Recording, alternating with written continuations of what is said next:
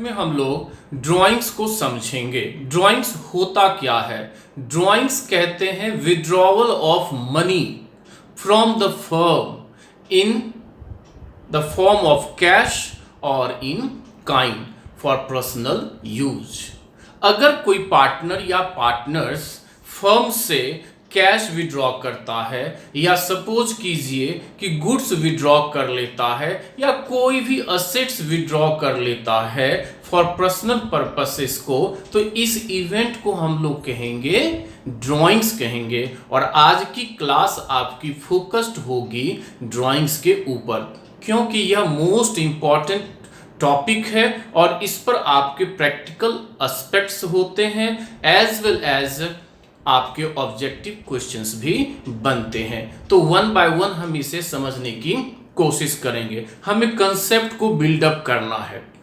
Friends, कोई भी partner या पार्टनर्स फर्म से दो तरीके से विड्रॉवल ऑफ मनी कर सकता है। पहला तरीका है कि वह अपना जो इन्वेस्टमेंट कर रखा है फर्म में एज अ कैपिटल के फॉर्म में, उससे वह विड्रॉ कर ले, तो इसको आप कहेंगे ड्राइंग्स अगेंस्ट कैपिटल। और दूसरा तरीका है कि वह फर्म के एक्सपेक्टेड प्रॉफिट में से ड्राइंग्स कर ले। अब फर्म के जो एक्सपेक्टेड प्रॉफिट होंगे फॉर द ईयर का, अभी तो प्रॉफिट हुई नहीं है, एक्सपेक्ट किया जा रहा है कि जो प्रॉफिट होगी और उस प्रॉफिट में जो पार्टनर और पार्टनर्स के शेयर होंगे उसमें से वह एडवांस में ही ड्रॉ कर लेता है।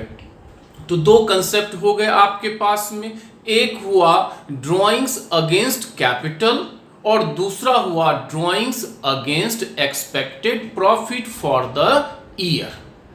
कंसेप्ट को समझते हैं।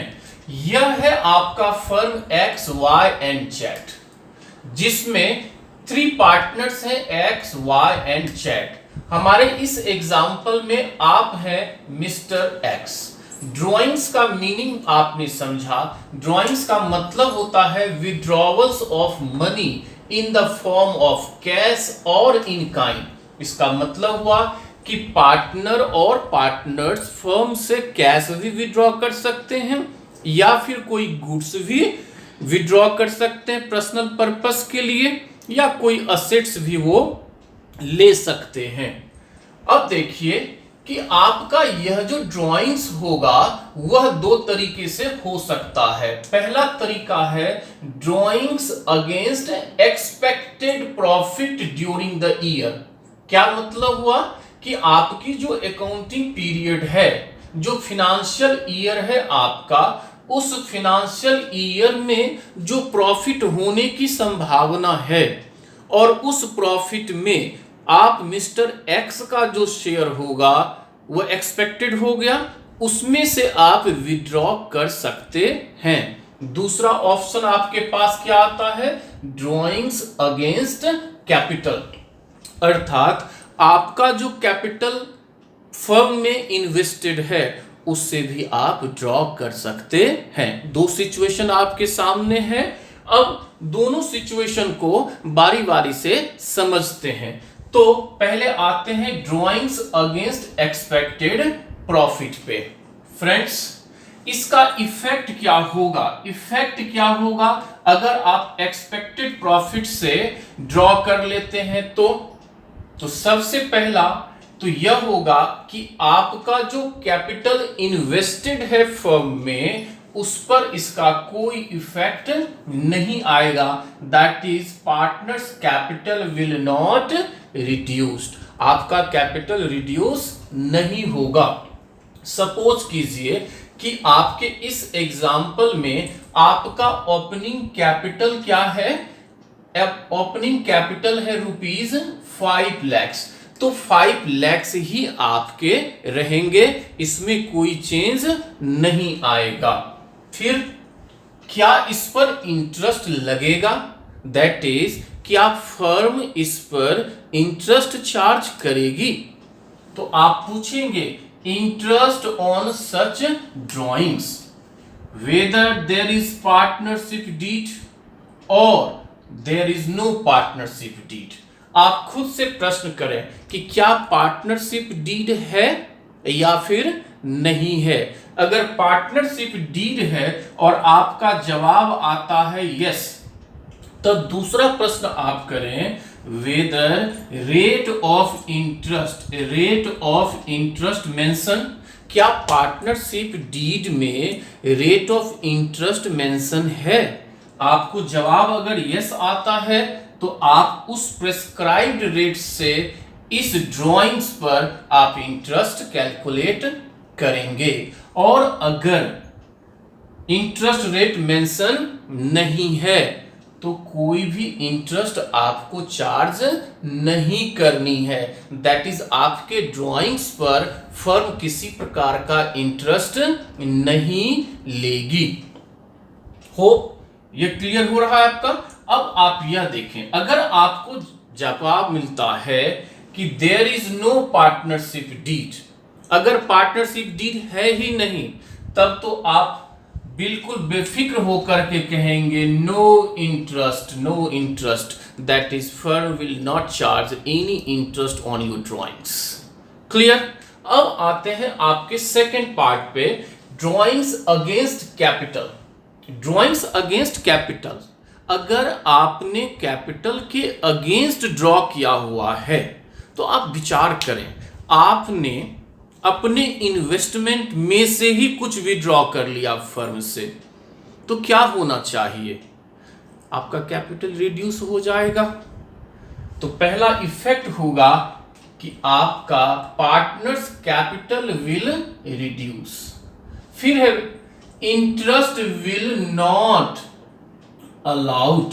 फ्रेंड्स, जब आप इंटरेस्ट ऑन कैपिटल कैलकुलेशन करेंगे, जब मैं वह आपको समझाऊंगा, तब फिर आपको और भी ज़्यादा जानकारी मिलेगी। अभी फिलहाल आप यह समझें, अगर कैपिटल के अगेंस्ट आपने ड्राइंग्स किया है फर्म से, तो जितना अमाउंट आपने ड्रॉ कर लिया उस पर आपको फर्म किसी प्रकार का इंटरेस्ट नहीं देगी।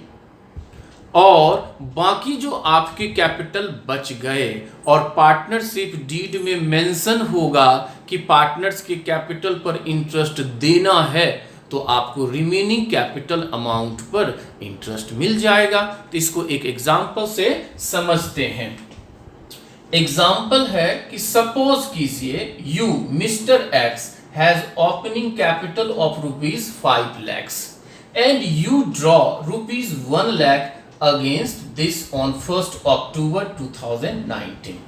आप है मिस्टर एक्स, आपका ओपनिंग कैपिटल है फर्म में ₹5 lakhs और उसके अगेंस्ट आपने 1 October 2019 को ₹1 lakh ड्रॉ कर लिया। ठीक है, तो क्या होगा, interest on capital at the rate of 10% prescribed है। इसका मतलब है कि पार्टनरशिप डीड में लिखा हुआ है कि इंटरेस्ट हमें कैपिटल पर पे करना है। कौन पे करेगा, फर्म की बात मैं कर रहा हूं कि फर्म को इंटरेस्ट देनी है कैपिटल पर। तो अब आप देखते हैं कि इंटरेस्ट कैलकुलेट करना है कि जो आपके इन्वेस्टेड कैपिटल है उस पर इंटरेस्ट कितना होगा। विचार करते हैं, अगर आपने ड्रॉ नहीं किया होता तो आपके ₹5 lakhs पर आपको 10% पर एनम के रेट से इंटरेस्ट मिलता। बट आपने क्या किया, 1 अक्टूबर को ₹1 lakh विड्रॉ कर लिया, तो वह ₹1 lakh पर आपको फर्म इंटरेस्ट नहीं देगी, वह आपको सिर्फ इंटरेस्ट देगी जो आपके कैपिटल बच गए उसके ऊपर। बट कहा गया है कि इंटरेस्ट दिया जाता है पार्टनर्स की कैपिटल पर for the period it is used in the firms business. तो फर्म के बिजनेस में जितने समय तक यूज हुआ है उतने समय के लिए उसके ऊपर इंटरेस्ट मिलेगा। तो इसको हम एक डायग्राम से समझते हैं। यह आपका अकाउंटिंग पीरियड है, फिनेंशियल ईयर है 2019 टू 2020। तो 1 अप्रैल 19 को आपका ओपनिंग कैपिटल है कितना, ₹5 lakhs और 1 अक्टूबर 2019 को आपने ₹1 lakh ड्रॉ कर लिया। अब आप विचार करें, जब आपने 1 अक्टूबर को ड्रॉ कर लिया तो अब 31 मार्च को क्लोजिंग कैपिटल कितना होगा? 5 लाख में से 1 लाख तो निकल गया, 4 लाख रुपीस बच जाएगा। अब कैलकुलेशन करते हैं कि इंटरेस्ट आपको क्या मिलेगा। आपके ये 5 लाख फर्स्ट 6 मंथ तक फर्म के बिजनेस में रहा, इसलिए आप इस 5 लाख रुपीज पर 10% की रेट से 6 मंथ का इंटरेस्ट कैलकुलेट करेंगे और यह अमाउंट आपका होता है 25,000। इसी प्रकार से सेकेंड 6 मंथ्स के लिए, अगले 6 मंथ के लिए आपके फर्म में आपका कैपिटल कितना रह गया? 1 अक्टूबर को तो आपने 1 लाख रुपीस विड्रॉ कर लिया था, अब आपके पास बचता है, फर्म के पास आपका 4 लाख रुपीज। तो 4 लाख पर 10% के रेट से 6 पर मंथ के लिए आपका इंटरेस्ट बनता है 20,000। तो इस तरह से फर्म आपको टोटल इंटरेस्ट कितना देगी 31 मार्च 2020 को? 25,000 plus 20,000, that is total interest आपके कैपिटल पर मिलेगा 45,000। होप यह क्लियर हुआ आपका। आगे क्या होगा फ्रेंड्स?